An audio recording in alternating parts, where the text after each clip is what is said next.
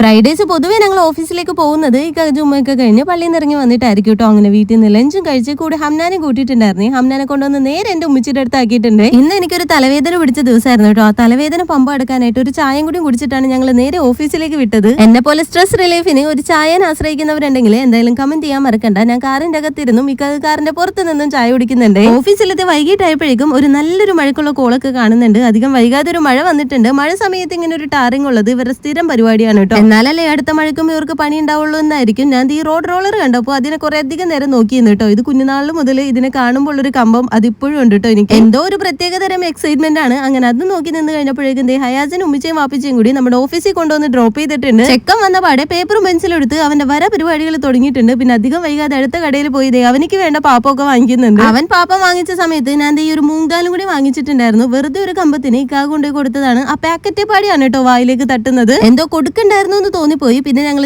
വരുന്ന വഴിക്ക് തന്നെ ഒരു ഹോട്ടലിൽ കയറി ഫുഡൊക്കെ വാങ്ങിച്ചിട്ടാണ് കേട്ടോ വീട്ടിലേക്ക് വന്നത്. നല്ല മഴ പെയ്യുന്നുണ്ടേ പുറത്ത്. മഴയത്ത് നല്ല ചൂട് ഫുഡൊക്കെ കഴിക്കാൻ എല്ലാവർക്കും ഇഷ്ടമാണല്ലോ. ഇന്നിപ്പോ ഹയാസിന്റെ റിക്വസ്റ്റ് ആയിരുന്നു കേട്ടോ. അൽഫാമും ചിക്കൻ ഫ്രൈഡ് റൈസ് ഒക്കെയാണ് വാങ്ങിയത്. എന്റെ മോന്ത ചളിഞ്ഞിരിക്കുന്നത് വേറെ ഒന്നും കൊണ്ടല്ല, അൽഫാമിന്റെ കൂടെയുള്ള സാലഡ് ഞൊടുക്കത്തരുവായിരുന്നു കേട്ടോ. വെറുതെ എടുത്ത് വായിലേക്ക് വെച്ചതാണ്. ഇനിയിപ്പോ ഇതും കഴിച്ച് ഇനി വീട്ടിലേക്ക് പോട്ടെ കേട്ടോ.